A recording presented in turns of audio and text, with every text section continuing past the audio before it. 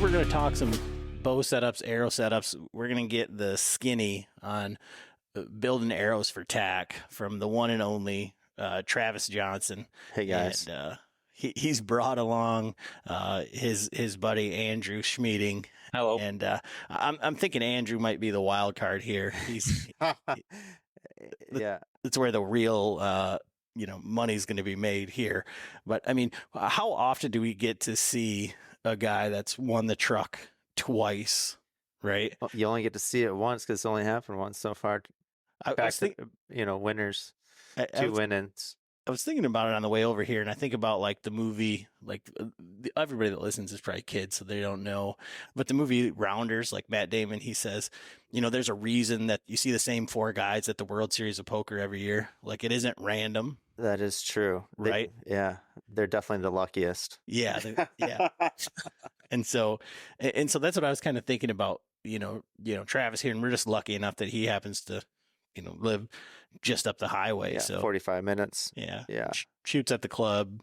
I mean, hell, he just posted another 60X last night in our sweatshirt 2 days ago or something. So yeah. So last night I went up to Cadillac to FPS Archery, and they were doing their association shoot, which is called Straight Field, their association. So like right now in Muskegon here, we're called the LMAA, Lake Michigan Archery Association. And so their association is Straight Field.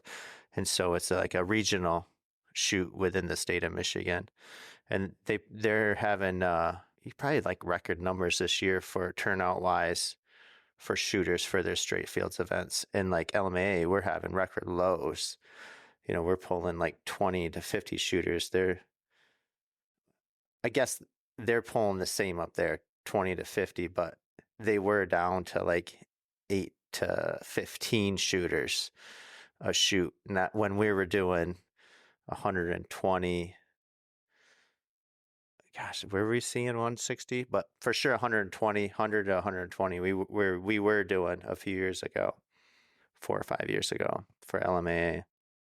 So for like people around here, people like in the West Michigan area, like what does that mean? Like because I mean, you text me every once in a while, and John and I have come up and shoot, a couple of 5 spots. Yeah. But like, what is that? How do they get involved in that? Like, how would you even know that exists? And see, that's what I feel like with the target archery, 20-yard target archery. It's pretty hidden almost. And now with social media, it's becoming out there a little bit more, and more people are engaging with it. But still, it's like an older person sport, to where it's not being talked about or advertised, like say in a newspaper or like on a radio or stuff like that. It's just there's a shoot this weekend, and no one's really like, hey, you got to come shoot this or whatever. But the clubs up there in that Straitsfield area, their clubs, so like FPS, they have a range smaller than the Bowman's, but so they push it there as their shop. They're bringing their shooters in, and then other people in the area in. And then like Marion, they have a club, a shop called Untamed. And so they have a range, and their shooters are showing up, and then they're pulling other people in through that. So, I mean, it's spread in there. And so like here for LMAA, like Oceana, the club I shoot out of, we don't have a shop.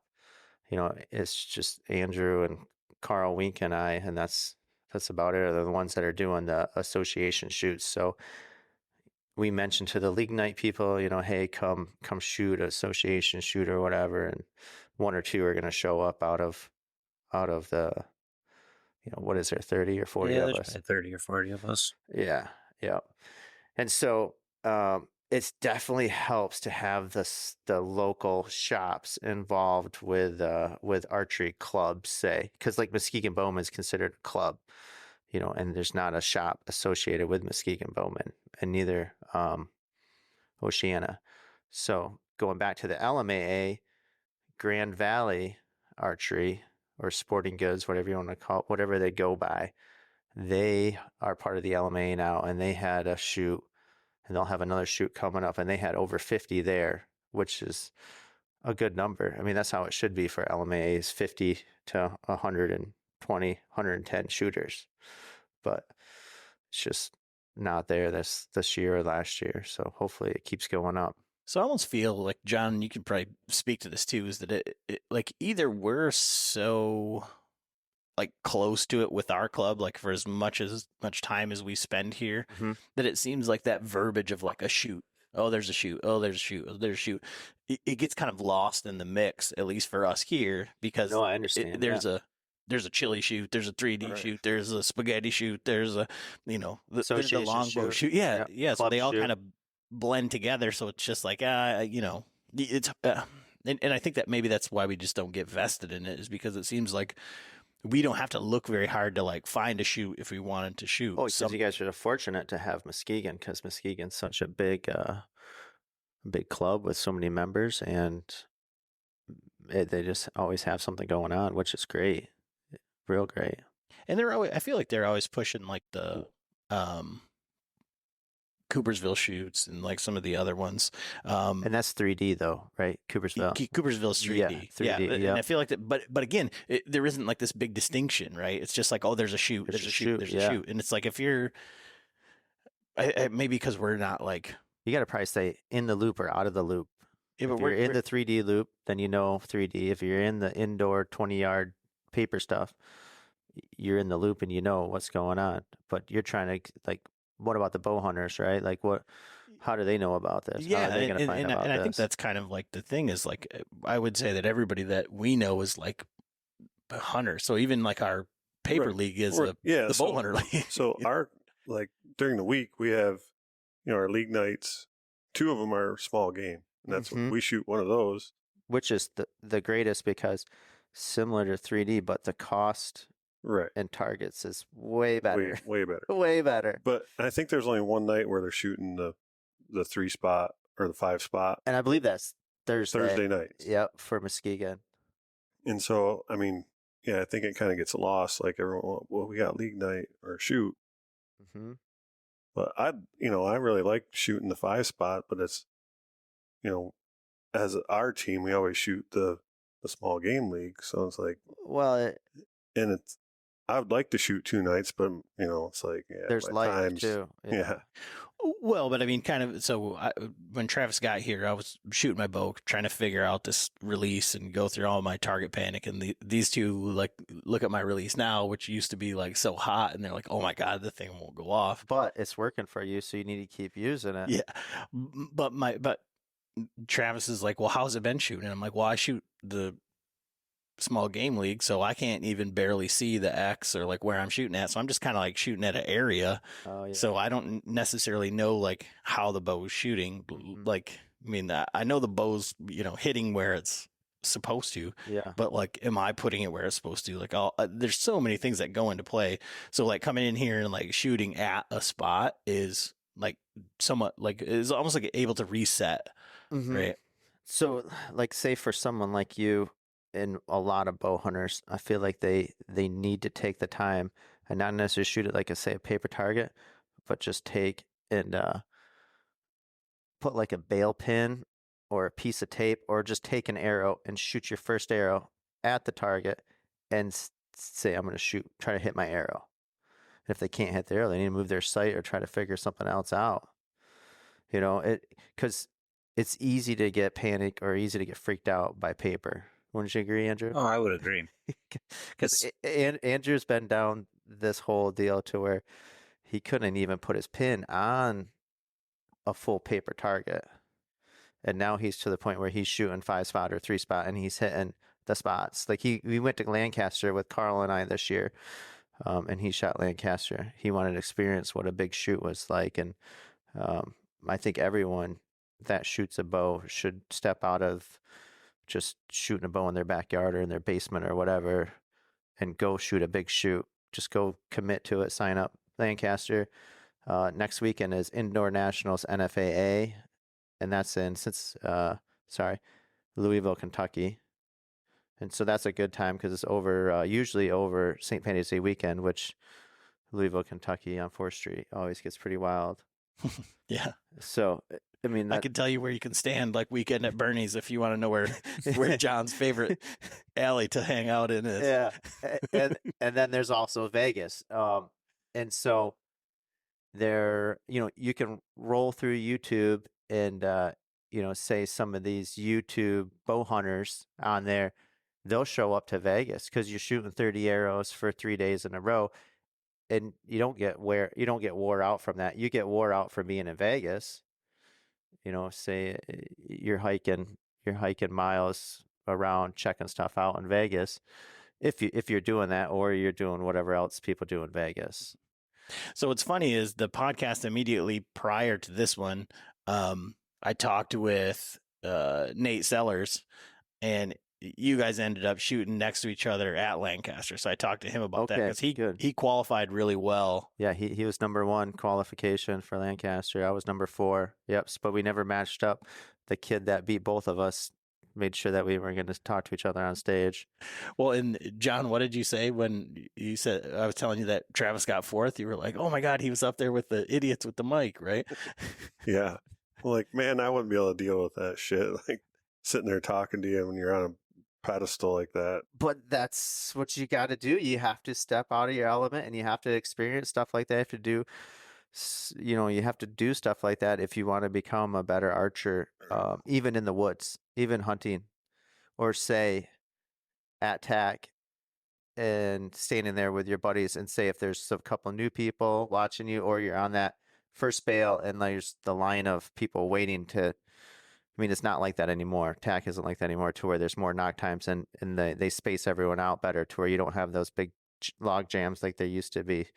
So a lot of people can't even shoot that arrow when they got an extra audience standing there. So it's good to step out and do those things and put yourself out there. That was the first time that it broke for me, was at TAC. Like when I got target panic the first time, it was just like I couldn't even hold the pin on there, and I'd draw back and I'd be underneath it, and I'd go up, and then I'd be like, oh my, and I'd just like release as I was going up. It was like 100% like drive by, like probably a 5-foot drive by. Like I was like, so we need to make sure I don't skip that when we come back to the tips and tricks for shooting for the truck and the Caribou. So the one thing about TAC is I always like to get up there first and shoot. I mean, it doesn't bother me. I mean, I like to be up there and get my arrow out of the way. You set the bar right to where it's like, shoot at it, guys, right? Right. Kind of thing. Sometimes. I would say John had the same. I don't know if it may have been target panic or whatever, but there was a year where John was like ready to throw his bow. Oh, yeah. Like it was over. Like Mr. Calm and Collective was like, and I think it was like the second year we shot, and he had these like 700 grain arrows or something. So every time, and with little tiny fletching, so every time he would shoot and miss, and it would go in the dirt, it was gone. Yep. Oh, yeah, they're buried. There's no way to so find it. So there goes $20, $30. Even my normal arrows are, they're over 500 grains, and they just bury. But yeah. No, that was a year. That's something we need to talk about when we jump in that TAC thing. Is Dudley's already talked about it. You need to make sure you have your TAC arrows, and you need to have your hunting arrows. But if you want to practice hunting, you better take your hunting arrows. And that's what we do. And that's what. And so I think more people that go to TAC need to think about that and go there with a mindset of, okay, what am I going there for? Am I going there to practice hunting, or am I going there to try to drop bombs with my bros? Right. To be able to hit the 120 yarders and have a chance at it, not being like, that sounds different, doesn't it? So the fortunate thing for me is like my hunting arrows, I shot 127. Yeah. And I still had room on my tape. With that heavy 600 grain arrow? Okay. With the 5, it's like 510. Yeah, but 510, I feel like you're in this sweet bubble. Like once you get over 550, and then it's right. Then you start dropping them. But he's got 80-pound limbs. Yep. He's got a 32-inch draw length. I mean, he's not 26. He's a Dudley. Guy. Yeah. So yeah, I mean, it works out for me, but yeah, and that's what people need to.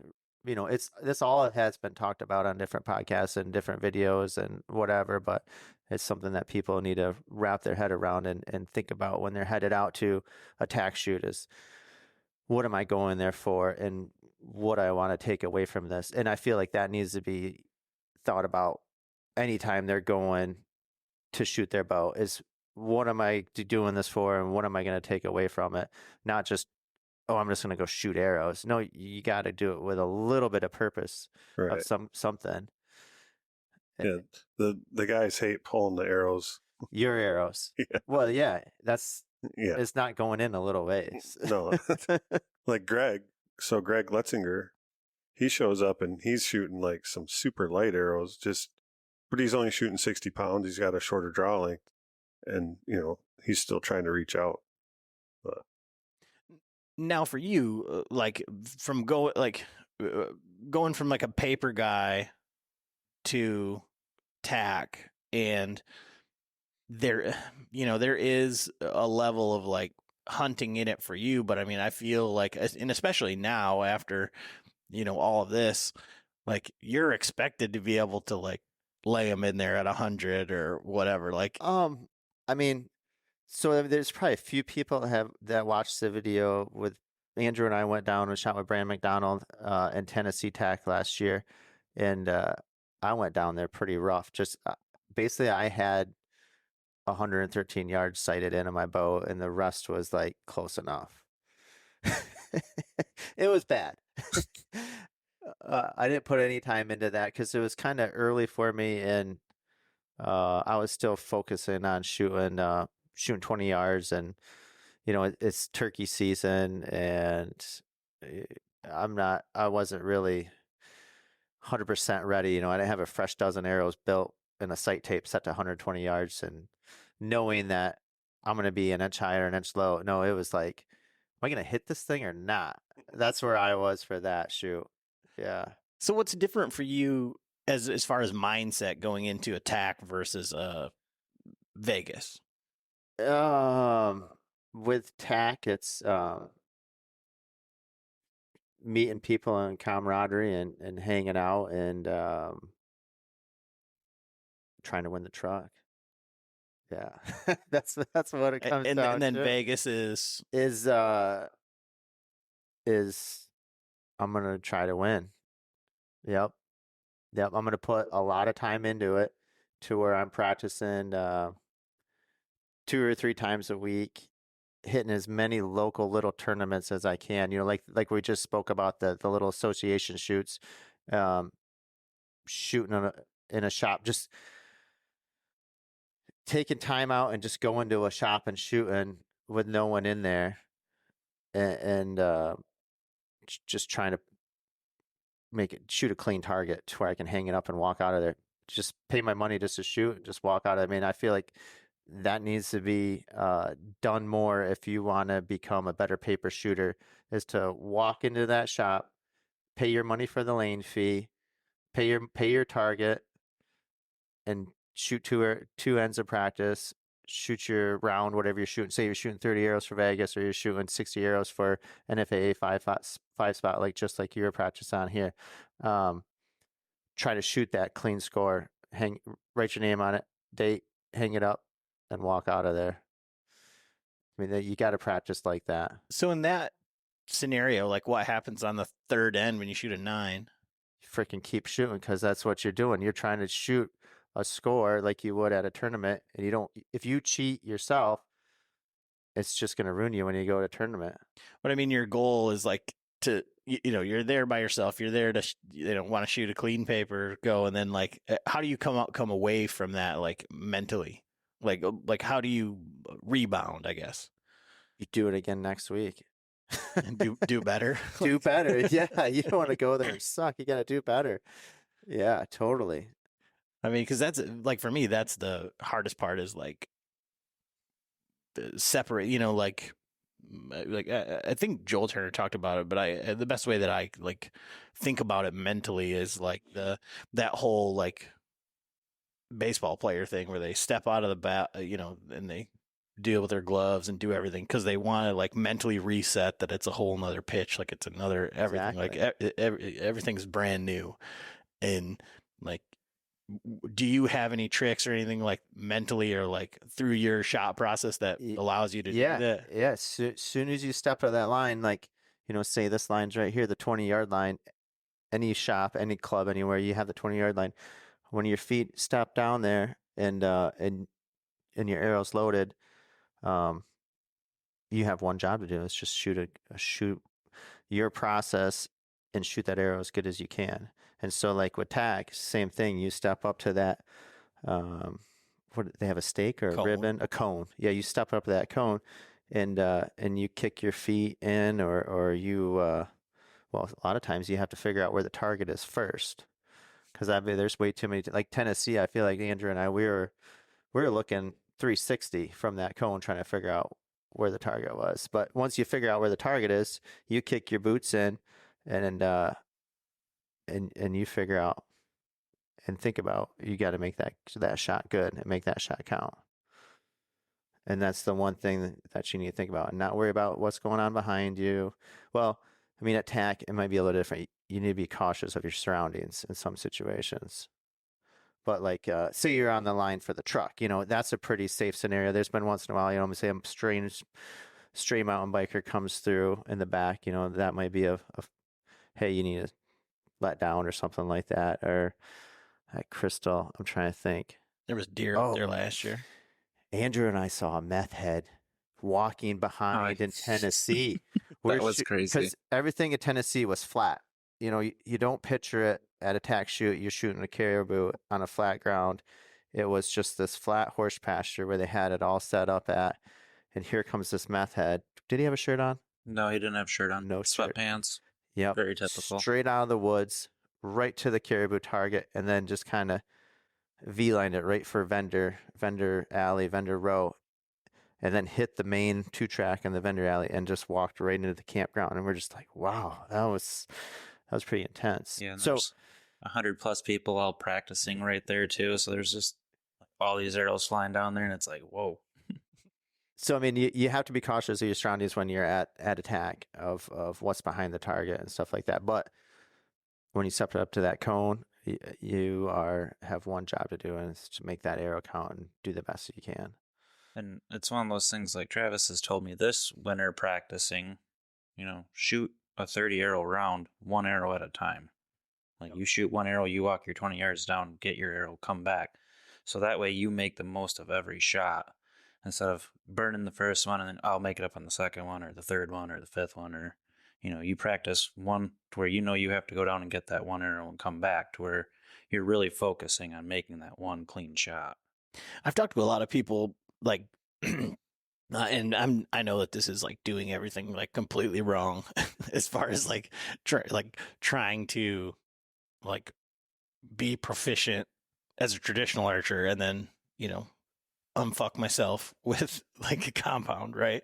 But with a lot of the compound guy or the traditional guys, they'll do the same thing. They're like, I only shoot one arrow. Like you shoot one arrow, walk down there, so that every time I'm not wasting, not just mailing one in and saying, oh, it's okay, I'll get the next one. They're trying to make one good shot with good body mechanics and everything like that. And so, yeah, I totally see that. It's some great training, great practice. Andrew's been working on it. He's been doing well with it. Yeah. It's funny that you just said that word too, because in the last podcast talking with Jared Scheffler, and I was talking to Travis a little bit about this, but he's doing all this wild, like really old school, like really fast, like nuts traditional archery, like the shooting the arrow on the wrong side of the riser. The wrong side of the right, doing like horseman style archery. But anyways, he says that when he's doing it like it's martial arts. So he said, I don't ever think about going to shoot my bow or to practice. He says, I'm going to train. And so you just said that's good training. You didn't say it's good practice. You didn't say, that's a good way to do it. So is that when you're shooting at these shops, when you're doing this stuff, is that the way that you're in your head? Yeah. You have it down too? Oh yeah, for sure. Yeah. And even league night, or just Andrew and I meet up with, he has a teenage boy and I have a teenage boy. So we're doing Oceana. We're doing Tuesday night, like father-son league almost. That's what it's turned into. It was started out teenage league, but then it turned into father-son league. And so basically it's the same thing there too. I mean, it's training. Yeah. And we don't do any music either. Like to where right now we're sitting in Muskegon Bowman's. one arrow went off over there, right? Just a little bit ago. Mhm. But there's no music in here. The furnace kicks on once in a while. So it's like, if you can shoot an environment like that when there's not, flies. I feel like flies is probably the hardest shooting. When you get a fly bouncing off a light and you're just at full draw and you're trying to aim. I mean, for me anyways, that's like as intense as it gets. I would say at TAC when your buddies are razzing you and all that. Yeah. We've got a story that I mean is So Andrew and I are very fortunate at the razzing part because we get to shoot Thursday night a men's league. It's not necessary; it has to be a men's league, but that's what it's turned into is men's league basically, and it's a straight up shit show the whole however how long it lasts. Or if we shoot 45 arrows, there's no practice. It's like you hang your targets and it's time to shoot 45 arrows and we're leaving as soon as that lasts. They're packing up while the other second line's shooting and they're ready to pull their arrows and turn their scorecard and leave. I mean, it's hardcore. There's razzle, there's music, there's the floor is shaking, and it's just like what you're going to tell the story of TAC. Oh, I can't tell this story. You'll have to ask me later, because but it was the first time Greg Litzinger flies in from Jersey, and my father-in-law's all over him, and he's shooting a hinge, has to let down with a hinge and your on father-in-law is Frank. Yep, that's Uncle what I want you Frank. to hear you say, Uncle Frank. We can't just say your father. Uncle Frank. Yeah, is razzing him. Yeah. So Andrew, this is Uncle Frank right here. It's got his own sticker and He's got everything. his own sticker. Knocks are bright. Next year it's going to be knocks are lit.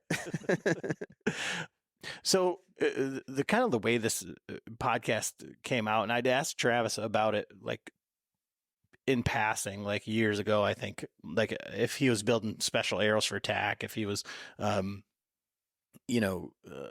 how he was being so consistent, because you got to be inside out, like it's got to be just so.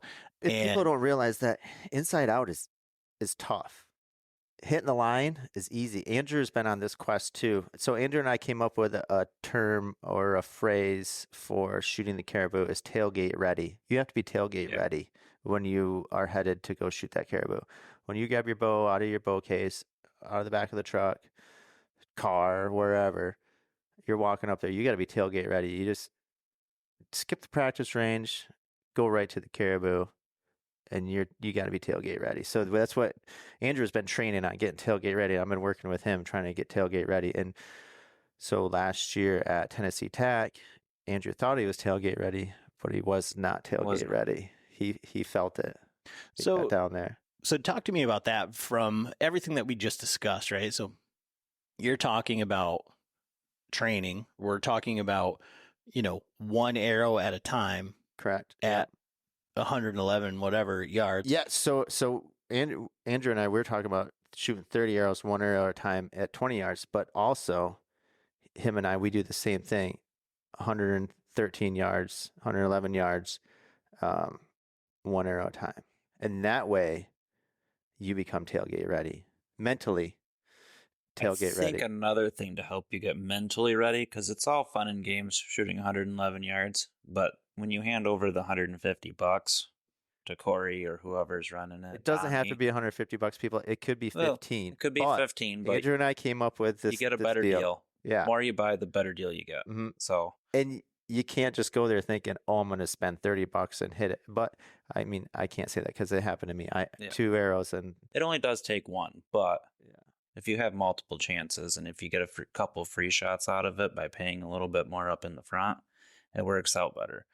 But for practice, what you really should do, and I've thought about it, instead of just shooting your arrows, going down getting them, I'll get it next time. Give your wife or your husband that $150 and then shoot your arrows. And the only way you get it back is if you hit it. So then it kind of adds. Brought this up to me. I just came up with this this level training right here, everyone.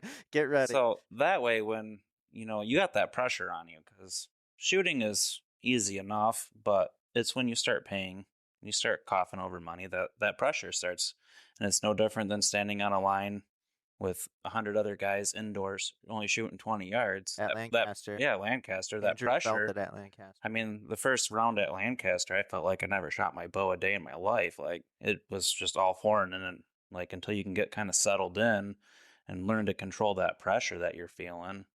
But we got to jump back to Lancaster a little bit. Andrew got lucky because he got to shoot next to our roommate for Lancaster, which he's from the other side of the state. And so there was Andrew and I in a vehicle, and then the roommate that I just spoke of, and another guy from the other side of the state. So there's 2 vehicles. Andrew and I are in the front with we'll just call him our driver. The driver punches in GPS on his phone and takes off, and we're just kind of kicked back, and the roommate is in the car behind us, and all of a sudden it's just like, hey, driver, where are we going?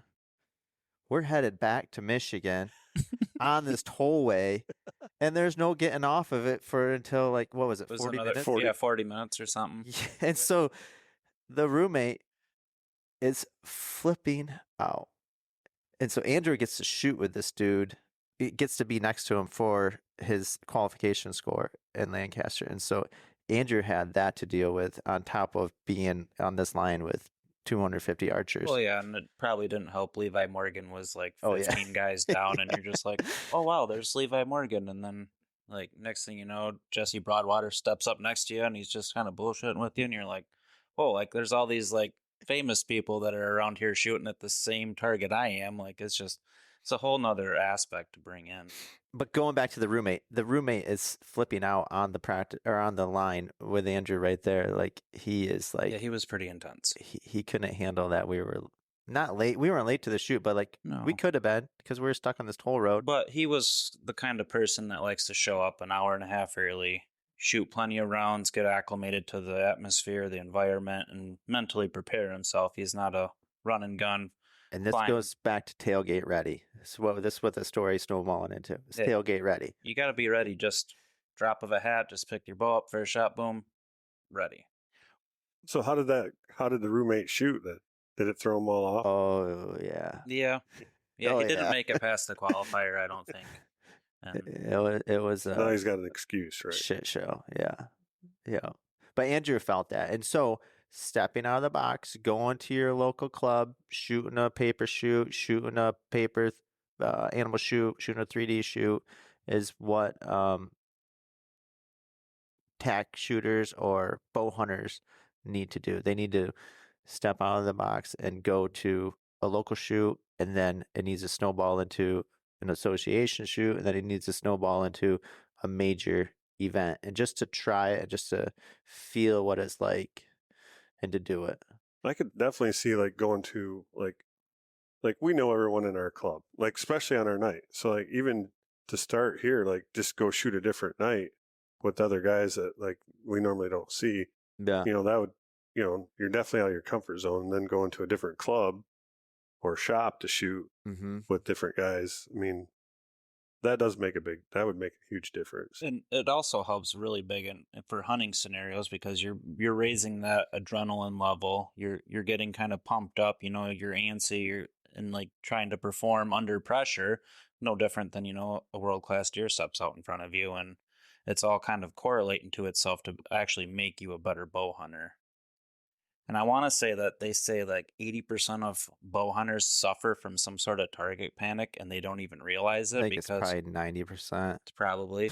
And It's gotta be. Most of them, you try to talk them into going and shooting indoor and paper. I don't like shooting paper. It's boring. And it's like, no, it's probably because you can't hit where you want to because of that target panic and not being able to actually shoot just anything essentially. And where with like 3D, you're shooting at an animal, you just kind of know where you need to hit it at.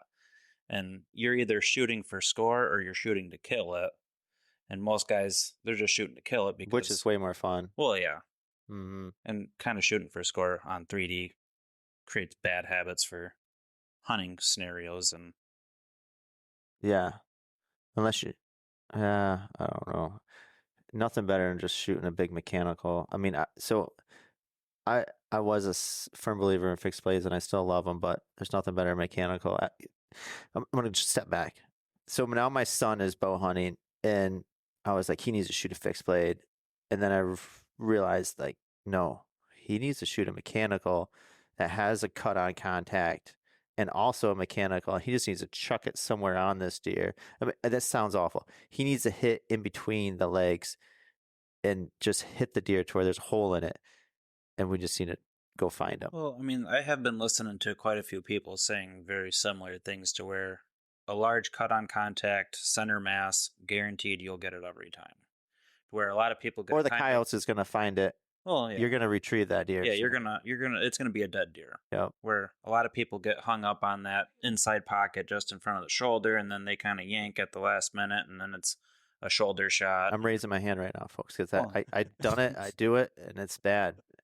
Yeah, we've all done it. Mid body is good. That you're going to retrieve that deer.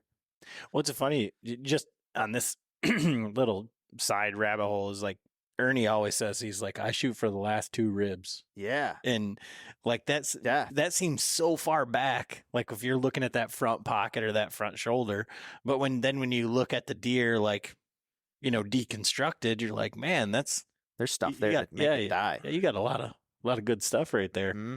You know. But I feel like that was a good rabbit hole to go down, though, because we were touching on the whole target panic thing and tailgate ready, and training is you don't have to train to try to shoot 11s or 12s or whatever on a 3D target. Shoot to kill. Wherever you're going to plan on killing that deer at, when it's in the woods, when it steps out in front of you, shoot there. So I guess what I was asking when I was saying, how do you look at like Vegas versus TAC as far as like shot placement, like shot process, everything is the same? It's exactly the same for me. Like just going back to that, the cone or the 20-yard line, or the imaginary line at the caribou target. It's when my feet touch and I look down at whatever target I'm shooting at, that's when the process starts. That's when it's go time. That's where I'm going all in, and I'm going to commit to all my steps, all my practice, all my process, and tailgate ready right there. That's it. And a lot of people need to remember is the first thing you need to do is figure out where that arrow is going to go. You know, if it's going to go 20 yards or if it's going to go how far ever. Figure that out, where you want to put it on that target, and then kick your feet in, set your feet, and then take off from there and draw your bow back, however you draw it back. And hopefully everyone by now, after listening to enough podcasts and listen to enough people that are expert at this game, you know, there's a process that you should go through with every shot. And so the feet, it starts at the feet after you figure out where you're going to put that arrow. And you set those feet, and that's the starting point. And I see way too many people, they get their bow back and they pick their feet up and they move a foot, they shuffle something. That changes everything. You got to start over. You should let down. You should let down and start over. I mean, with a hunting scenario, it's different. Because, I mean, I've walked with my bow at full draw or crawled or stood up from the ground. I mean, drawing my bow laying on my back. Yeah, I mean, you got to do some things when it comes to hunting. But if you're spending $15 per arrow to shoot for a caribou or shoot for a truck at the caribou, you want to make sure that your feet are good and then start your process. And so in that process for Vegas, or we'll say Colorado or Crystal Mountain or flat ass Tennessee, where does elevation come in, and does that change anything? That's where you jump back to what Andrew and I were talking about. Don't just spend $15 and just chuck an arrow down and say, oh, I tried for the truck, I didn't get it. Spend that dollar amount, whatever the person running the TAC shoot that day says, hey, if you spend this much money, you get 1 arrow free, or you get 2 arrows free. Spend that amount of money, and that way you can send a couple scouts down there and get an idea if you have to move your sight or where to hold, and that way it's actually going to give you a chance at getting that get close to that that inside out on the 11. And so for your training for this, and I mean, I feel like John probably already knows the answer, but like, how big is that circle? Because everybody who's shooting for the truck doesn't have a Caribou. So when you're talking about that mental picture in your mind, where you're getting that sight picture, you're getting that repetition, you know, these guys that like visualize it and see it and do it and all this stuff, like, what would you say is the best way for a guy to visually be able to know what they need to hit at that distance? I mean, obviously the smallest thing you can hit at 111, but you still got to be able to see it. You still got to be able to send it. Like, Yeah. Go Probably for about it. the size of a chew can, Yeah. you know. Can, bush light. Bush light can, chew can, about somewhere in that range. Mm-hmm. Yep. And that's the size of it. But so let's go down. First tip and trick for the shooting the caribou. So I like to sight in at home to where my pin is at the top of the caribou. I've only said this to a few people, but now this is going to be public knowledge, is I like to sight in for the top of the caribou. And that way, You have a perfect line. there is something to give you a height that caribou is so big and it's so easy to get your pin lost in there that you just don't have a good reference. I mean, sometimes you get lucky and the shadow's just right to where there's a shadow or a gleam of light that's hitting that chew can size or that bush light spot where you need to hold the pin. But you have to sit there all day and just hope that the shadow or the sun hits that thing just right. I say last year there was a little nick that was in like the bottom right hand corner when we were down in Tennessee. So you kind of knew you had to be right in that little pocket or just above that. So it kind of gave you a reference. But other than that, most of the time it's just kind of a big gray blob across there. And then when the caribou came to Michigan, they flipped it to the other side. Yeah, so so that was gone. But yeah, so the first tip and trick is sight in at home to where your pin is at the top of the target. So the first thing is to do is find a target that's similar to the size of the caribou. You know, if you're just shooting a block of foam or your bail, like what else can I think of?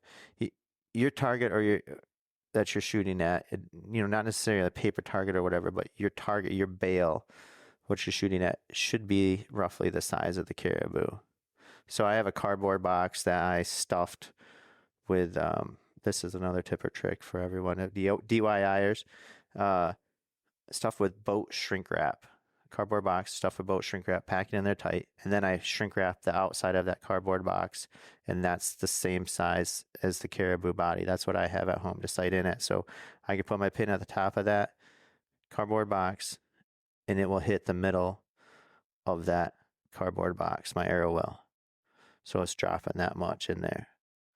I've thought in the past about trying to find like the armpit, or you know, like say you have a positive point, but like you're saying, if it's one way or the other, one way or the you're other, gonna be off, and then you have to pretty much have the exact dimensions of the target in order, you know, for something like that to get a positive point. Yeah, and with mine, you know, just building a DIY target, you don't have to have it exactly perfect. You just want that pin to where you're holding on the top of that caribou, and your arrow hits below it, below your pin. You can adjust, and then you just. So this is tip or trick number 2. Do not adjust your sight when you get to the caribou. Do not adjust your sight. Adjust your feet. Step back from the line. He won't let you step too any closer, but step back from the line and let your arrows drop in. And so you're not taking big steps. You're taking baby steps. No one's going to see you doing this, as you just step back a little bit and your arrows will start dropping in. You got to spend more money. right? But when you move your sight at that distance, it's going a long ways. Right. I mean, we're talking like 6 inches, 8 inches. I mean, you're gonna start missing. Then you're gonna start second guessing yourself, and then you'll be cranking your sight the other way, and then you're gonna get freaked out. Right. This is where it comes back to tailgate ready. spend your money at home with your wife. Give her that $15 for every arrow. Make sure that that arrow is going to be close to hitting at home. And then go up there, spend your money, don't move your sight, and just adjust your feet. Wait, so there's wind too. There's wind, there's sun, there's elements that you have to take into play. And so we can go tip number 3 is get there early or get there late, because usually in the middle of the day it's windy. And at Crystal, they had a big white board Oh, yeah. for us right-handed shooters that was right in your face. Because we're at the ski lesson area. Yep. And it was so blinding that when you draw back to full draw, it would be so hard to even focus on your pin because you're just getting blasted with all this side light. And middle of the day was horrendous to even try to shoot it. And that's what you were talking about before, John, was like getting there first thing in the morning. Isn't that when you won the Bronx box? Was like first thing in the morning? No, it was the very end of the day. Was that that was 3 years ago? That was Bronx box. like That was like our 4 years ago. Yeah, 4 or 5. At Boyne, you won the Bronx box. Yeah. Yeah. And that was quite the package, Jen, wasn't it? That's a nice box. Yeah. That's, But wasn't there stuff inside of it too? No, it was just the box. Just the box. Okay, all right. but that was inside out at what, 55 or It 65? was 60 Mm-hmm. on a little 1-inch square. And so you showed up early, shot your arrows. No, they were actually packing up. So it was later in the day. It was at the very end. And so this is And- what I'm talking about, people. This is another tip or trick from John. Later in the day, Yeah, it was right at the sun's end. going down. And it was It's cloudy. calm. It was cloudy. Actually, a storm was coming in, Mm-hmm. and we had already packed. But it wasn't everything windy up. though. It wasn't real windy. No. Yeah, but clouds are moving in. Yeah. Yeah, so it was overcast. It wasn't bright. Which makes a difference. Everyone is lighting is a big play on targets, and your peep sight or your scope. It changes a lot. You want to have I feel like a dull pin. Don't be afraid to bring some tape with you or a credit card or something to cover your sight up if you need to. Yeah, so back then I was shooting a 10 Which is small. blue. Blue, okay. So But a blue is well known in the 3D world as like the ideal color. right, real dull. Neutral. Yeah. You should say, yeah. Neutral. Mm-hmm. And so you willed that thing. Yeah, I got it. My brother's the one who wanted to shoot it. Mm-hmm. He's like, so he actually took off. I'm like, all right, well, I'll be up there in a minute. And I think it was only like $5 to shoot. So I had like 35 bucks left or something. So Spend it all. So I gave him $20 and I shot, and two of my arrows were literally like on the square touching just off the edge. I'm like, well, shit, I better so I gave him 15 more. I'm like, if I hit it before my money's up, you're going to give me cash back? And he's like, yeah. First shot, I just ripped it, way left. Next shot, pinwheeled it. And he gave me $5 back. And my brother was like, well, I still have like 3 shots. Like, go ahead and shoot. Yeah. But So pin size for you, like, is there any preference? Oh, it's At that- small. A 10 for sure. Yep. Shoot a 10. Yeah. Yep. And make it as almost as dull as possible. I feel like, to where it's not star brighting, to where it's really bursting out, to where, because at that distance, when you're over 100 yards, a pin turns big quick. So, for indoors, so I shoot Bowhunter for indoors. Like you saw at Lancaster, I was shooting Bowhunter. And so for that, I took the fiber out of my up pin, and to where now it's just a giant black up pin with a large pin on top of it with no fiber through it. It used to have a fiber coming through it, so now it's just black, and it seems to work really good. Like, it's definitely too big to shoot outside and stuff, but for indoors, it's working really good for me. But for outdoors, it's nice to have just a little touch of color. Like a blue is probably the best. I mean, but it's not as common. That's like something you need to, look for. Major tournament scopes have them.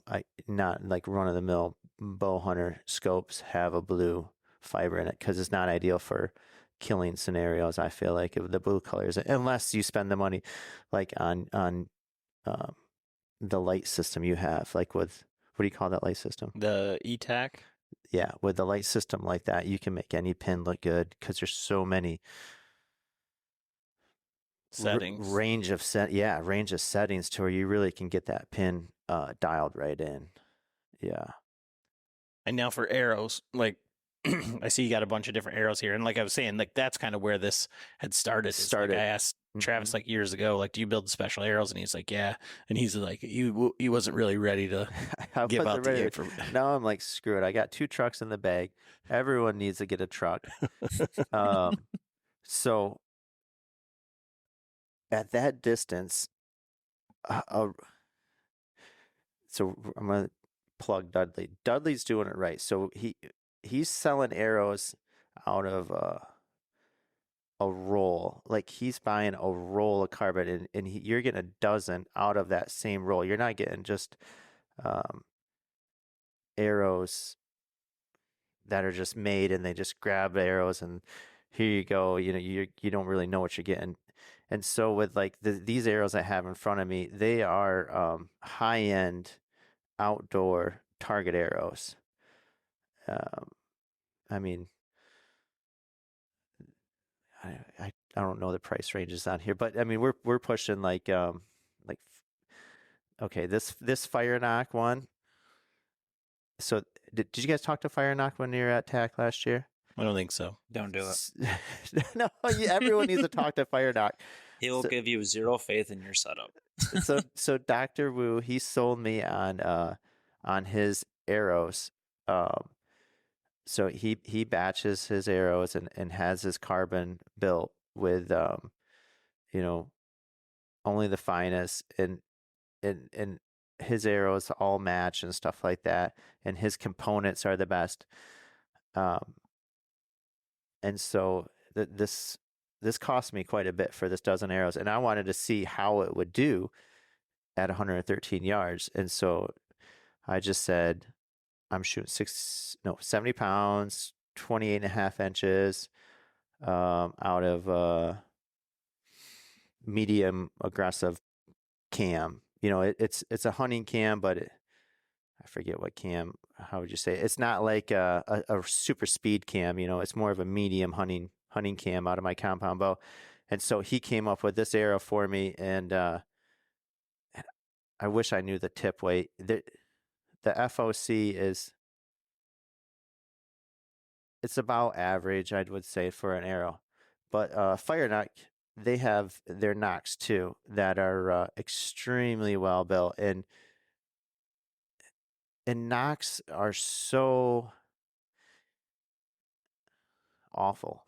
There's so many bad knocks out there, and so it's worse.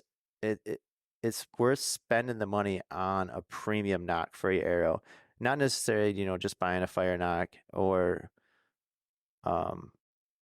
it doesn't have to be Fire Knock. Like Biter makes a great knock, and there's other companies that make great knocks too. But is to test your knocks by shooting them if you're capable of it, or just spending the money on a premium knock to where it's going to rule out any flyers, really, because at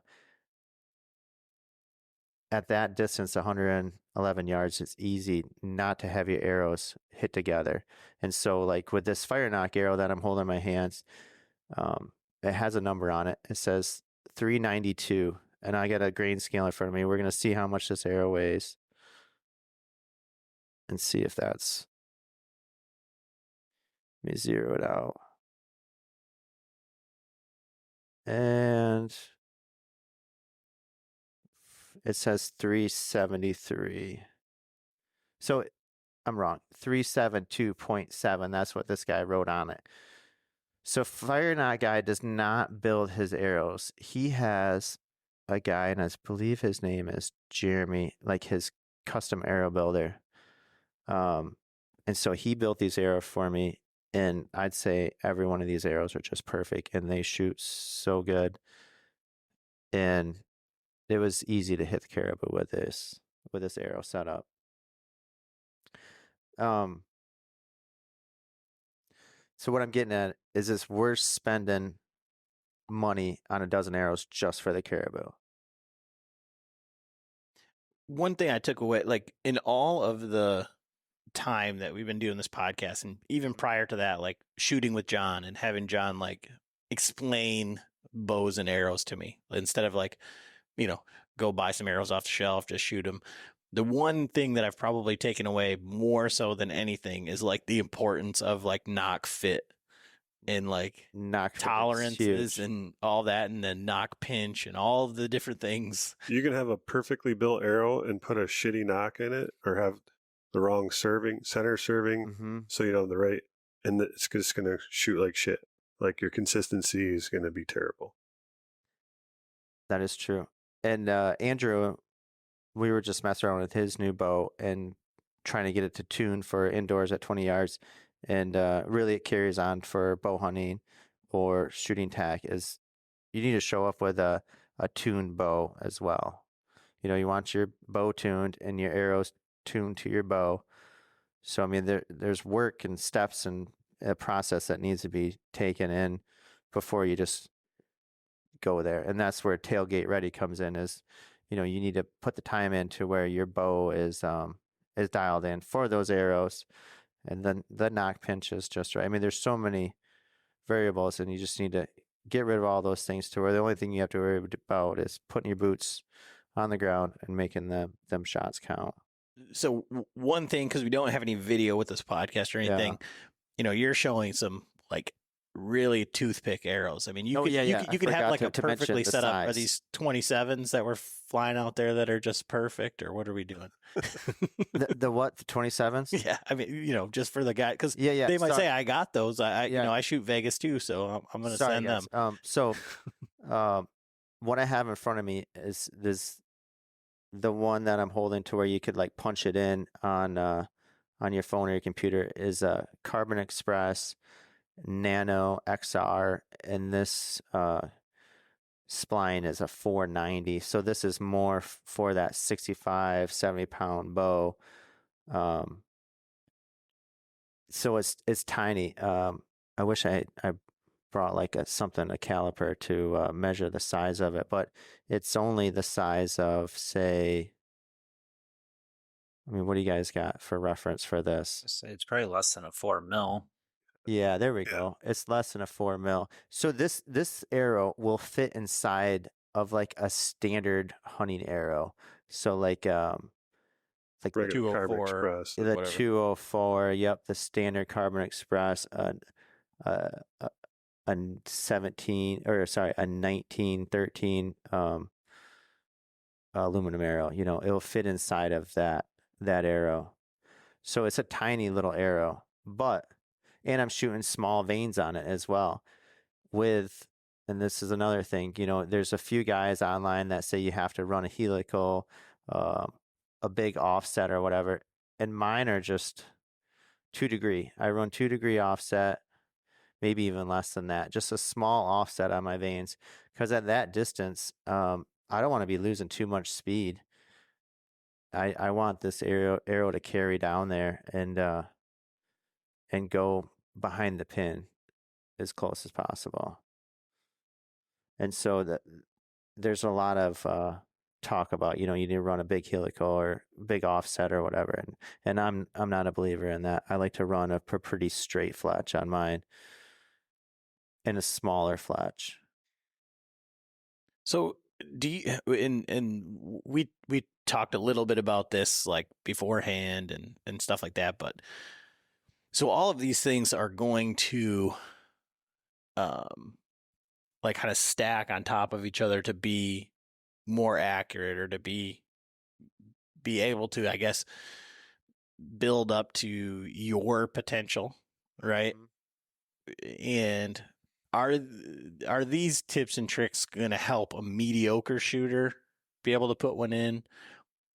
Or, I mean, because we all see the guys out there, we all know those guys. Some of us are those guys who have their bow, they dust it off a little bit before tack. And I mean, my brother-in-law is the epitome, and this guy could probably shoot right with you if he just put in, you a know, little bit of the time. effort. because he'll go out there and he's picking up other people's arrows off of the course because he's lost them It's all, still hitting. and he's hitting, and he's like, well, this arrow hits right where I'm aiming it, so this is going to be my arrow for the rest of the weekend. Oh yeah, okay. And and I'm sure that there's guys that do that put him in there at 111. So like for that guy who's like, oh, I've never freaking done anything, you know, and I'm hitting, you know, I was in for the truck last year. Like, where does equipment and ability like cross paths, or how do those two curves meet? It's just an session, I guess. I think that's probably what it comes down to. I mean, not so much like in a you know, this is my hobby. You know, shooting a bow is my hobby, and you know, this is what I do. So you know, obviously those guys they have other things to do, and they don't like to put the effort into shooting their bow that much. So I recommend just shoot your bow more. And But let me give you an example. Yeah. Okay. Like, so you won the truck with somebody else's bow. oh yeah, But you walked in here. I'm shooting at 5 spots. I can't hit the damn X on 5 shots. You're like, hey, let me see how that bow is, and you shoot 2 or 3 two X's. inside outs. Yeah. Yeah. Like with my bow, and you're like, well, the bow's pretty good. So like that's what I'm kind of talking about is who the guy behind the okay. bow versus Yeah, the equipment. But it's yeah, it's I just put time into this, so I get what I put into. I get it out of it. I think what you're trying to get at is it's more or less, I mean, at the end of the day, that kind of distance, there's so many variables. I mean, it comes down to everything. You can get lucky and get one in there, but it's more or less on, you know, are those people that, you know, just barely dust their bows out before hunt season, are they consistently getting in there versus just randomly dropping one in there, and then, you know, the next 10 they're not even anywhere close, versus where, you know, somebody that practices more often, you know, they're going to be consistently right in where they need to be at, and, you know, stand a better chance at consistently getting more arrows in. And then in your mind, because I mean, obviously you're saying everybody should be shooting more indoor leagues. They should be shooting paper. They should be shooting their bows more. They should be doing all this stuff. Who do you think should be shooting for the truck, right? So like, should everybody that's there, or there are some people that like have no business doing it? I feel like if anyone just has shot that far and they have a pin for that distance, they should spend, you know, more than $15 and shoot a couple arrows at it. There might be a few people online that think Travis has no business shooting for it anymore. But yeah, probably. Yeah, I mean, I feel like if, I don't know. I guess it's all about the look, you know, because when we go up to TAC and you're in the golf cart, like going back up and forth. Whoa. Like, That was just that point. They don't do that at Crystal. but it was like, oh, geez. I mean, I guess he does get special treatment. I wouldn't say a special treatment. If you spend money, then, you know. Yeah, they know who their top spenders are, and they treat them very well. Yeah. I mean, it's a business at the end of the day, and Yeah. it's just a business that they enjoy. Yeah, no, I mean, but I'm just saying, like, you know, just as like a, if I didn't know who you were, if I like didn't know you personally, I'd be like, oh yeah, of course he's gonna win. You know what I mean? I guess, but so like, I think I missed one TAC at Boyne when I was at Boyne. I think the first year I pulled in there and just checked it out and talked to people, and I did not shoot, or, you know, didn't know. I just went in there and just there was a couple of vendors that I knew, and I talked to them and talked to I don't know if Corey was running it then the first year or not. I think he was. He was running the very first year up there at Boyne. I don't know if it was the very first year. Yeah. The first year we went, that was when they were still, the Caribou was at 150. Oh, You yeah, had yeah. to go inside out on a dime. Well, it was the orange dot, wasn't it? Yeah, that orange dot. The It was orange about dot. the size of Yep. a dime. Yeah. And no one won it for finally, I think they gave that truck away. It had like 200,000 miles on it or something. Canadian won it. Yeah. Yeah. Yeah, you're right. You're right. So yeah, I was up there for that, and so I didn't shoot it then. And then when it came, gosh, I didn't I think you shoot. won the truck when it was the first year they had the new truck. They brought it to the shorter distance, right? Yeah, when they had the new Chevy. Yeah, because I didn't shoot it when it was at that distance because I was working up there for Carbon Express then at Boyne, and I hung out up there, but I didn't shoot at it because it was 150, and I feel like 150 is just a little too far. Oh yeah, it was. Yeah, I mean it's tough to have an arrow / bow set up for that distance. I mean, even with these little arrows I have in front of me, we're looking at all three of these. I weighed all three of these tiny little target arrows, and they're all at 370, right around there, give or take 8 grains. And for my 70 pounds at 28.5 inches, 150 is just not possible for me to go that far with 370. And yeah, I don't think I'd spend the money on it, and I didn't. No. Yeah, but at 111, 110, 113, most bows are going to be able to reach that distance. Yep.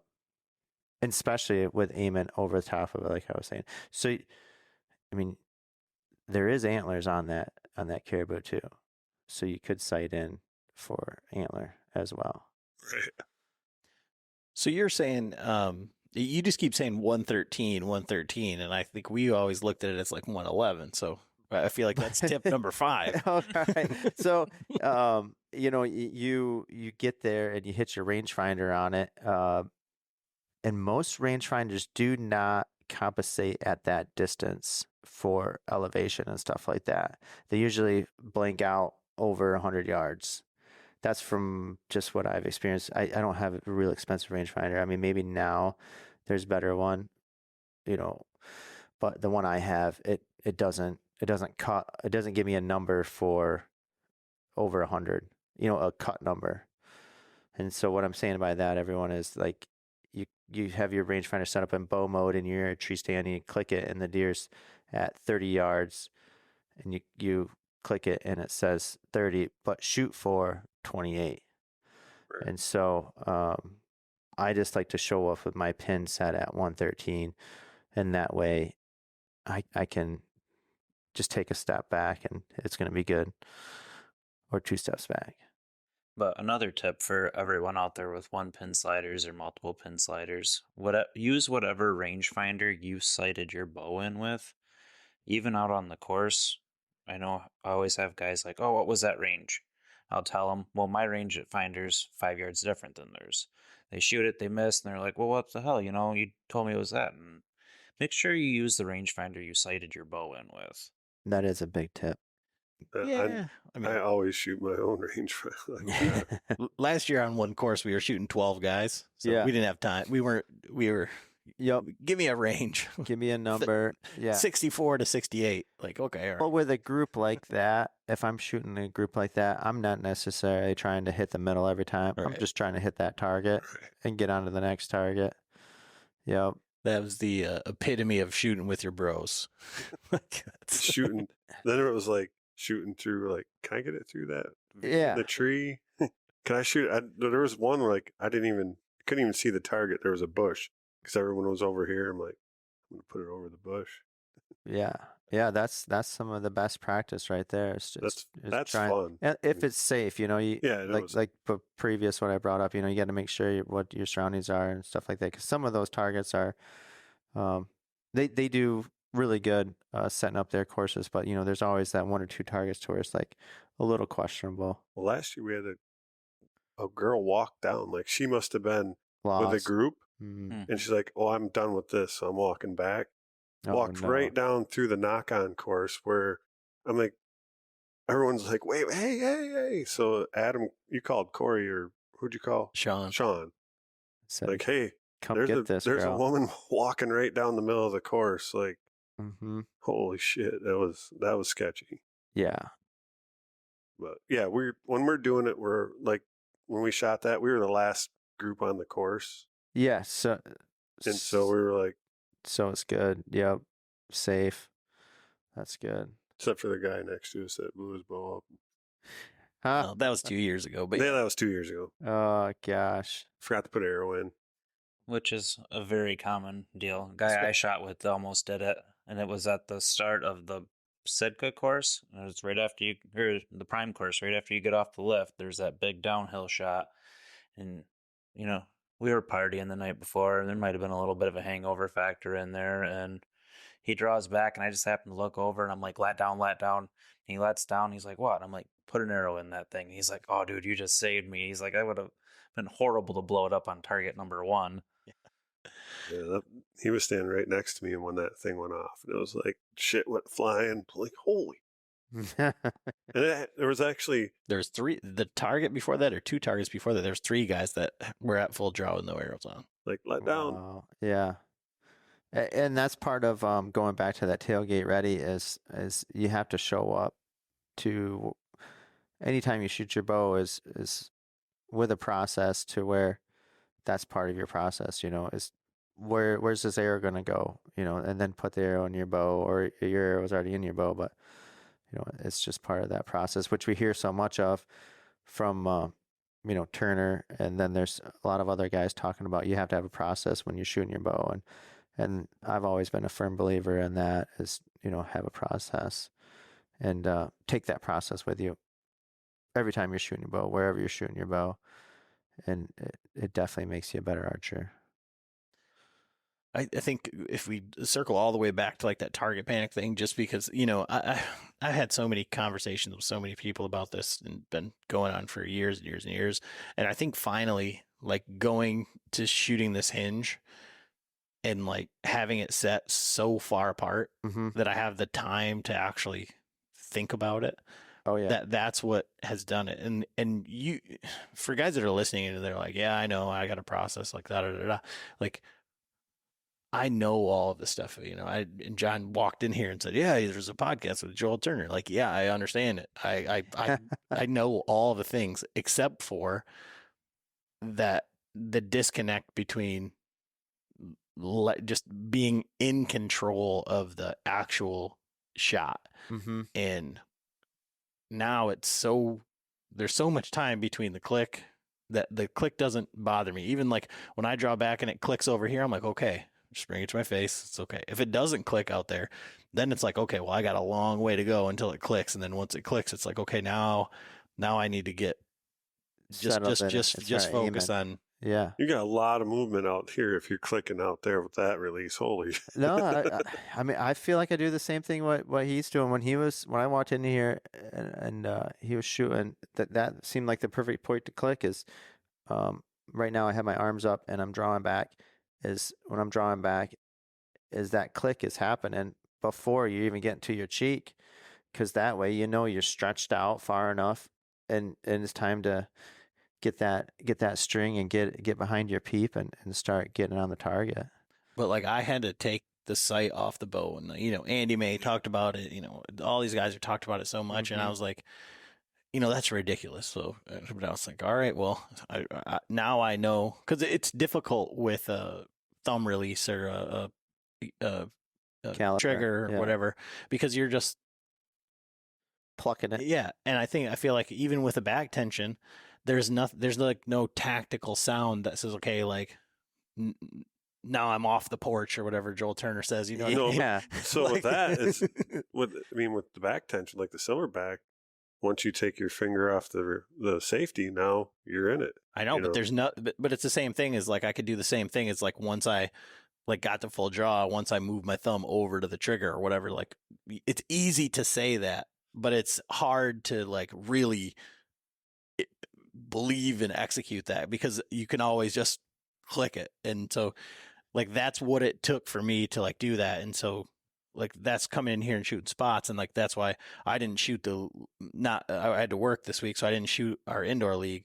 But like out of 420, like when I like lost everything, like I shot 220.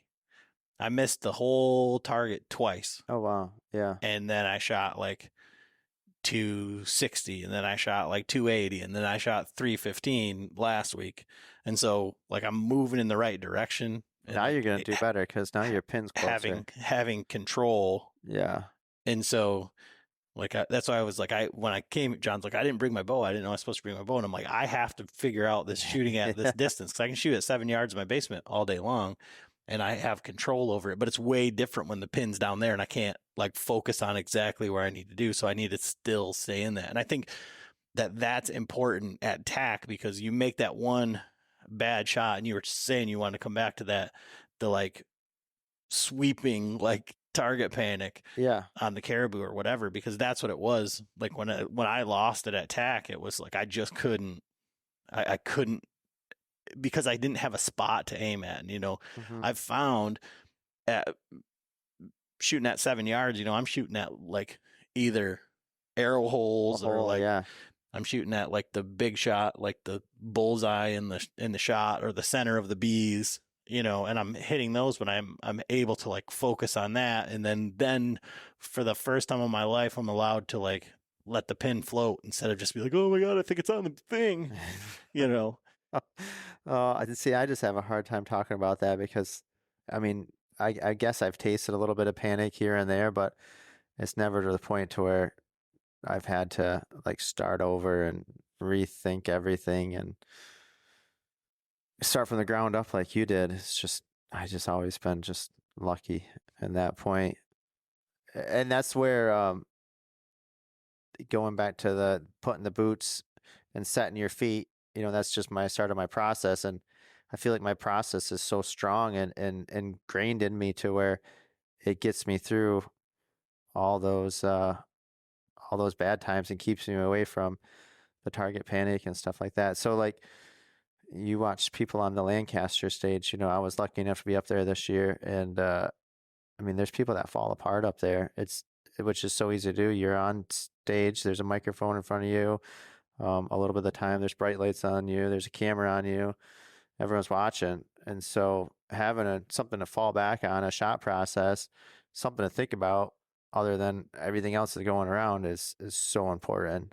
And tailgate ready. That's where it comes into, is tailgate ready and being ready to make a good shot when it comes time, you know, either you're in the woods or at TAC on the shooting for the truck or on the first bail, or the first target at TAC with your buddies.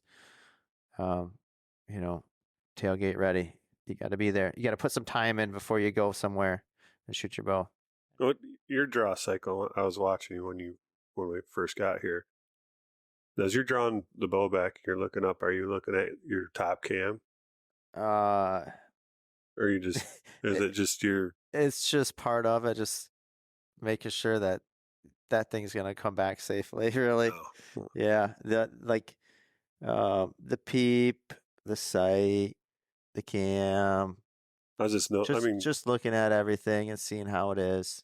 Yeah, I was just wondering. It's like depending on which bow I'm shooting, I always look up and just see how the string's coming off the cam. Mm-hmm. You know, just looking at the alignment, because I probably not getting into it that far mentally. It's just like a look, but I know where you're. Go ahead, keep going. I know where you're coming from. I have issues like with depending on which bow I'm shooting, like my grip, and so my grip is my biggest downfall, because I'll notice like if I'm light on my thumb and if I look up, I can see the cam. A tweak in it. I got a tweak in it. So I'm like, oh, I got to, you know, but that's good. That's good. I mean, that's definitely a good point to bring up and for people to be aware of for sure. But, I feel like you can get rid of that by just making it part of your process to where, see, this is going, because I remember we talked about this the last podcast. It's just, I was really preaching about the steps, the process, and kept going back to that, and I'm going to go back to that right now. So I always start with my feet. Right. I mean, first thing first, where's the target at? What target am I on? How am I going to shoot this? You know, stuff like that. Range, you know, it depends on where you're at, inside or outside. How far is this thing? Do I need to look at it? Where's this arrow going to go? All that. But it starts with the boots, set those feet. put your bow, the arrow's already in. The arrow's already in my bow. We're going to jump back to that because we just mentioned it, how many people draw back their bow without an arrow in it. But get that arrow in that bow. I mean, that's like one of those things that, in my mind, it just happens. As long as there's no one downrange, that arrow is in my bow when I'm on the line or on the cone or at TAC shooting for the truck, and whoever's running, taking the money, line's clear, go for it when you're ready. That arrow's in my bow, and I'm either taking 2 steps up there, trying to figure out where I'm going to stand. So arrow's in the bow. I know where the arrow's going. Feet on the ground. Feet are set. Put the hand on the grip and give it a little push. And I like to look at that and see what that push is like, feel what that push is like. And the fingers, make sure my fingers are good. I mean, I don't do this. I don't tell myself all this stuff all the time, but it's just, that's what I'm doing. There's 1,000 things that I'm doing in just a few simple steps in my shot process. But, all that is going through how much pressure, so I don't have to think about, my cam and my string, and I don't have to think about that stuff. I do the same exact process. I mean, it's all like feet, and then I'm already got my arrow in, and I do the same thing. I always put my hand in the grip, and and then bring my fingers. But I don't know. At some point, for a while. So last year, I didn't even get to shoot because I injured my neck, and I lost. Right. Couldn't even draw my bow back. Too much working, wasn't it? And so I didn't even I shot the last 2 weeks of our league. Of league night here. And then I didn't pick up a bow again until we went to TAC. Oh, wow. So you weren't tailgate ready at all. I wasn't ready, period. But you still you showed up with a mental shot process, right? Right. Yeah. But so somewhere in the, I still, every once in a while, during the draw cycle or whatever, I don't know if I just loosen up my grip a little bit or whatever, but that's my check is what I'm looking up. And that's part of your process, and that's great to have. I mean, and as bow hunters, we need to give the respect to the animal to where we have a shot process and a confidence in that shot we're going to make, that it's going to be the best we can. I know mistake happens, mistakes do happen, and I've done plenty and stuff like that, but at least, we should have it to where we're almost perfect. Yeah. Yeah, I think 3D is like what we were saying earlier, is you either shoot for the score or you're shooting to say it's dead. It's dead. Well, I could shoot him in the eyeball and it's dead, and be like, well, I killed him. And you just completely blew the shot. And then that's the whole TAC thing. It's foam's your friend. I shot him in the nose, but I still hit the target. So I know where my layup shots, there's a tree right by his vitals. I'm not shooting at his vitals. I'm shooting for foam in his ass. It's wide open. The arrow's tough to pull though in the ass. I know that. I've done that a few times. And there's re-rod. But then it's you fucker, you lay it up. What the fuck? Yeah. And it's like you said, it can give us bad habits by just shooting at foam and doing all this stuff. And I think, but just by doing that and saying, okay, I just want to hit foam. Yeah. And you have a whole bunch of excuses. Well, at least I hit the foam or it's dead. But I've had this conversation a lot of different times in a lot of different ways, but it's so hard if you don't practice, if you don't put in the effort shooting your bow ahead of time. Yeah. Because when that animal shows up and you have all that adrenaline, and instead of saying, and especially if you mess up on your first try that year, you're not saying this animal's dead, this is going to be 12 ring, you're saying don't miss. That's the worst. So dude, you put the animal in the freezer, you put it on the wall, you put it on the tailgate of your truck, you're showing your buddies, and you haven't killed that thing yet. I mean, I'm guilty of that.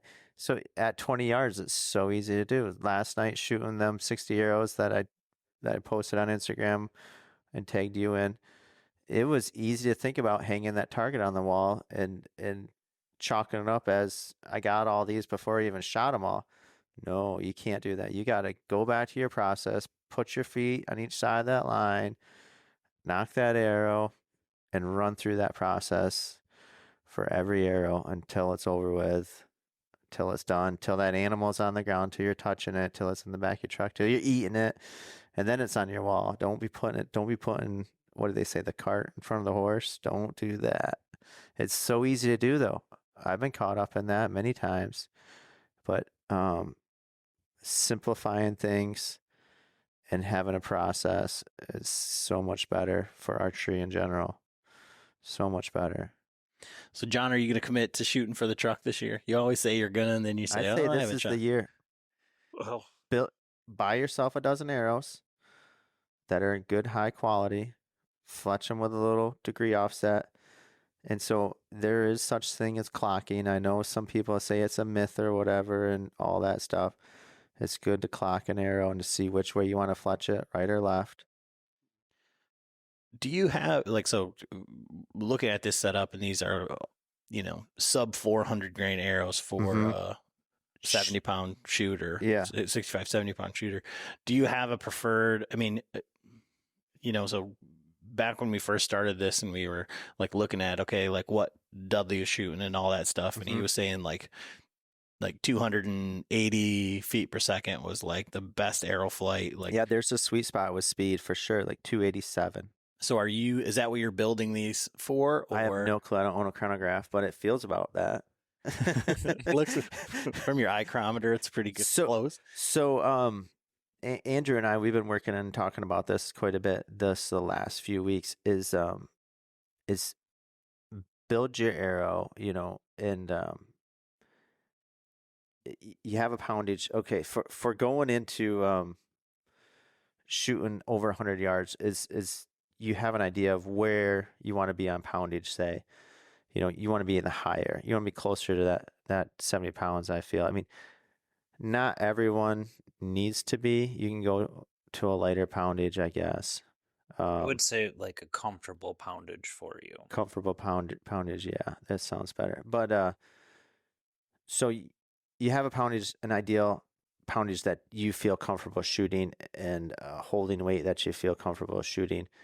But then you can build your arrows and then mess with your poundage from there. So you're getting back there and you're not seeing a group really that you want to see down there. And so I'm talking about over 100 yards shooting and trying to shoot a group. So you turn your poundage down or turn your poundage up and see what those arrows do then. And so you're making those arrows shoot better for you by tuning your poundage. Finding the sweet spot. Finding a sweet spot for those arrows. Yeah, with your bow. Mhm. At the poundage that they like the best. Exactly. Yep. And obviously everybody wants to shoot, a chew size can at 100 yards or whatever. But what's realistic even for the size of your pin? So like a 10, if you were shooting a rifle, you'd look at like minute of accuracy, but the dot might, if shooting red dots, it's a 3-minute dot or it's a 1-minute dot or whatever. So, I mean, you can only shoot a group as big as your pin is down there. Well, ideally, you want them all touching. Yeah, but I mean, but what's acceptable for you? Like you better be busting knocks at 100. I mean, ideally, but a golf ball is good enough for me. Yeah. For 10 arrows or what? 3. Okay. 3 arrows. Because I really don't want to shoot. I'll shoot, say I build a dozen arrows for shooting long range. I'll shoot them all, but I'll do, going back to what Andrew and I were talking about, is shoot them one at a time, like on a fresh piece of paper, and just to see how that one arrow performs. And so this, going back to Tailgate Ready, everyone, is you should spend that much time with your setup and with your arrows, but one arrow at a time to see what it does. And that way, because I'm guilty of it, like this arrow that I'm grabbing right now, it's has blue fletch, and I took this. I think I only had like 9 that year. I took them up to TAC, and they shot really good for me at home, so I took them up there, and I just took all 9 of them, paid the money, and started shooting them.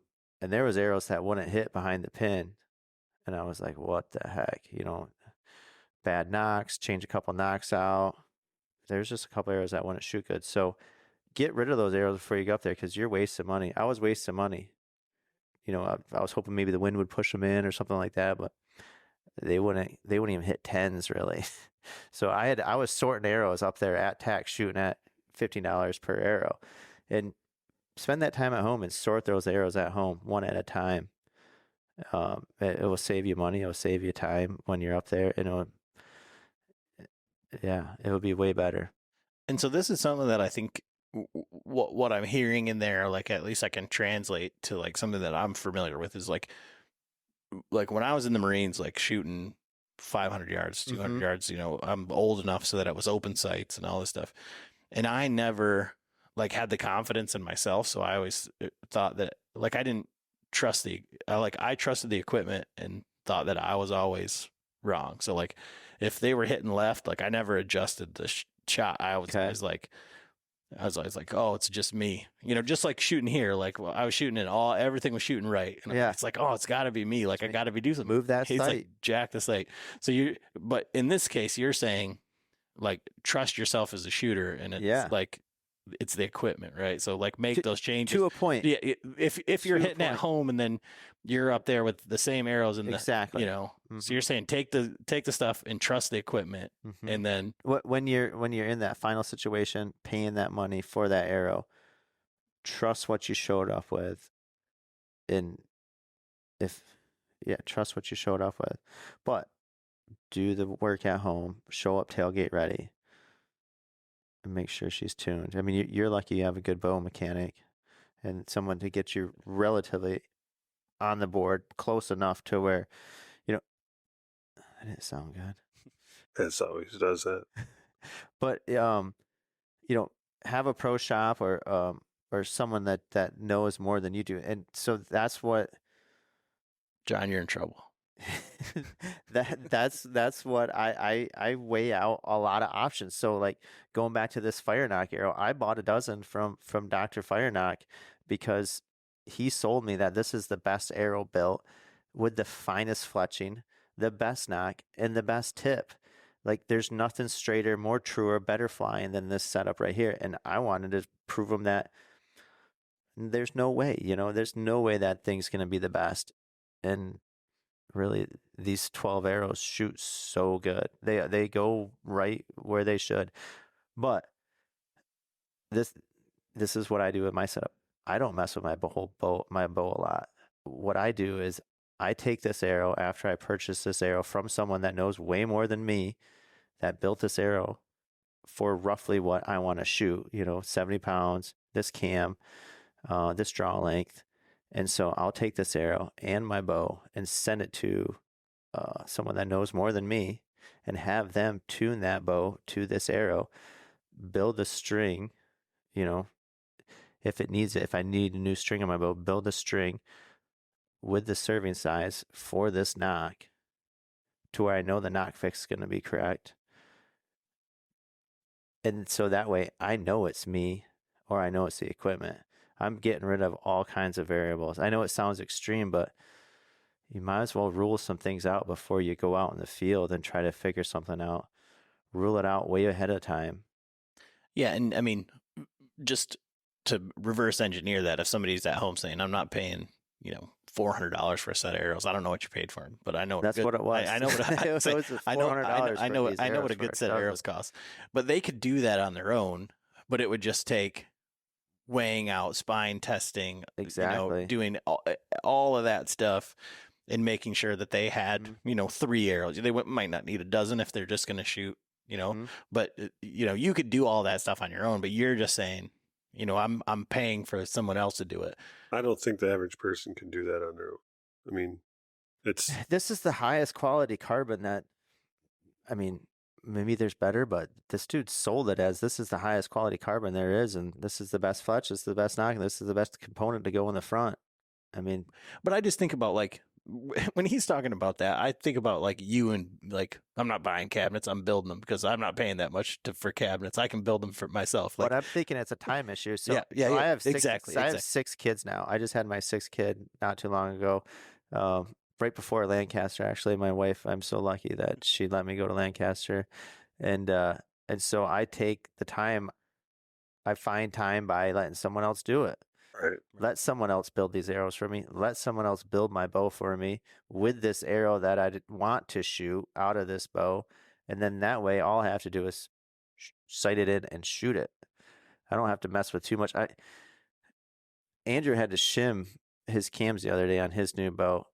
I try not to do that even. I let someone else do that for me because I want to just spend the time to be tailgate ready, and that's it. I don't want to spend too much time tinkering with something because then, for me anyways, I'll learn too much, I'll know too much, and then I'll try to fix something that shouldn't be fixed, which is probably something that I'm doing anyways. So I got one thing to focus on is just to shoot that bow as good as I can. Right. So that's what I'm getting at is with. There's a lot of rabbit holes you can go down. Oh, 'cause yeah. I've done it. oh yeah, Oh, yeah. No, I mean, And I'm staying out of those rabbit holes by spending a little bit of Right. extra money up Right. front. And it's like, well, And so- time is way more valuable than money. right. We're all young enough sitting here to where it's easy to make money. Money is easy. Time is not easy. No, time you never get back. No, money's easy come, easy go. So how many arrows you think are getting in to the truck this year? For me, No, for people. total. Oh, okay. Yes. So let's go back down the whole year in, year out of tax. So like year number 1 with that Toyota, I don't know. I don't know what the number was. I'm guessing probably 25, if that, 15. It was somewhere in there. The It 20s, was I low. think. And then for the Ford F-150 that I won with someone else's bow and only shooting 2 arrows at it and hitting one of them and calling it good enough. That was 37 or 38 people. And then the next year, 440 or so. And then the next year after that, I think we're up to like 70. And then are we to last year already? I think so. I think we're to last year already. Yeah, because I think the second year you won it, there was like 70, mid 70s. 78. There were 78. And then last year, which was the camo wrapped Fair. 4-cylinder turbo, right? Posted 19 miles to the gallon. Better than 12, the one I'm Yeah. running. But anyways, That might be your driving, though. yeah, that I believe it hit 170 maybe. It cracked 100. It Yeah. cracked 100. So I'm thinking this year with some of my tips and tricks that hopefully everyone's wrote down and took note of, that we're going to be breaking 200, 250. And Andrew's going to get in this year. Andrew's going to get in. Let's hope so. We've He had a spent lot some of money line last year. breakers and a lot of heartbreakers. And So if you have time and it's possible, try to shoot 2 different TAC events. Tennessee this year is in Georgia. Andrew and I are going to PA, and then we're going to run back here and do Michigan. We're not going to go down to Georgia. We're just PA because we want to see what PA is like, because PA is 4 days of TAC. And so that's a big deal for East Coast stuff. And so what I'm getting at is, if you want to win the truck and you have time, shoot 2 different locations to try to see which one's the most favorable for you. And I recommend everyone to come to Michigan because it's happened twice for me in Michigan. In Michigan, there's something about the air here. Well, The arrows hit the middle. it's even one of those things we've talked about it in the past, and a majority of the trucks have been won on the east coast of the state. Not necessarily we're better shooters over here. It's just Just something with the air, I guess. Yep. The humid air. Where did AJ hit his? Was it in Michigan? Which was AJ? The coffee Viking, the long-haired guy. Oh, I think He's from PA. Ohio. I think this was a PA. Maybe PA. I think so. Yeah, you're right. I forgot his. I mean, he was a one arrow guy. He was one arrow guy. Yep. I think even the guy last year was a one arrow guy too. So that just lets you know, folks, that it can be done. I mean, and if it can be done once, it can be done twice. And, yeah. You know, third time, I think you're out. I think We'll see. I think I won it last year and they just didn't give it to me. Yeah, you know, after all the uproar, they just couldn't, you know. All right. Well, we'll look for these fellas in PA and up in Michigan. And Andrew, thanks for coming out. Thanks for having me. Yep. And so everyone look for Andrew on Instagram. I'll tag him here. I'm going to take a picture and tag him with the Bowhunter podcast crew here. And we'll be holding these arrows. And so just make sure you zoom in on these arrows. Not necessarily you have to shoot these brands of arrows, but if you want a chance to win the truck, put some effort into it, spend some money, buy a premium target arrow because these tolerance, they don't even put 0.001 on these arrows. These things are just, you spending the money, you're going to get a good arrow.